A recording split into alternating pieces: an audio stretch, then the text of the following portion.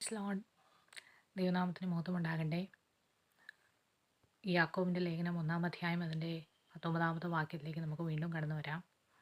അവിടെ പറഞ്ഞിരിക്കുന്നത്, ഏതൊരു മനുഷ്യനും കേൾപ്പാൻ വേഗതയും പറവാൻ താമസവും കോപത്തിന് താമസമുള്ളവനായിരിക്കട്ടെ. മൂന്നാമത്തെ വിഷയം, കോപത്തിന് താമസം. ഈ കോപത്തിൽ എങ്ങനെയാണ് താമസിക്കുന്നത് അല്ലെങ്കിൽ വൈകുന്നത്? പെട്ടെന്ന് വരുന്ന ഒരു ഇമോഷൻ അല്ലെങ്കിൽ ഒരു റിയാക്ഷൻ എന്നൊക്കെ നമുക്ക് വേണമെങ്കിൽ പറയാം. അങ്ങനെയുള്ളൊരു സാധനമാണ് കോപം എന്നുള്ളത്.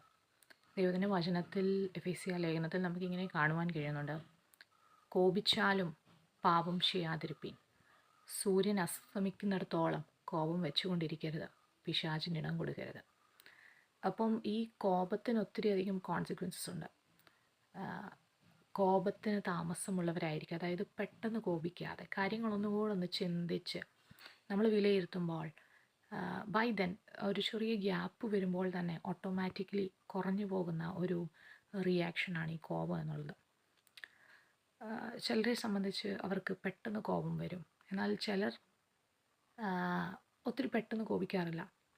അതിൻ്റെ ഒറ്റൊരു കാരണമെന്ന് വെച്ചാൽ നാം ഒരു വിഷയത്തോട് എങ്ങനെ പ്രതികരിക്കുന്നു എന്നുള്ളതാണ്. ഒരു വിഷയത്തിന് രണ്ട് ഭാഗമുണ്ട്, പോസിറ്റീവ് സൈഡുമുണ്ട്, നെഗറ്റീവ് സൈഡുമുണ്ട്.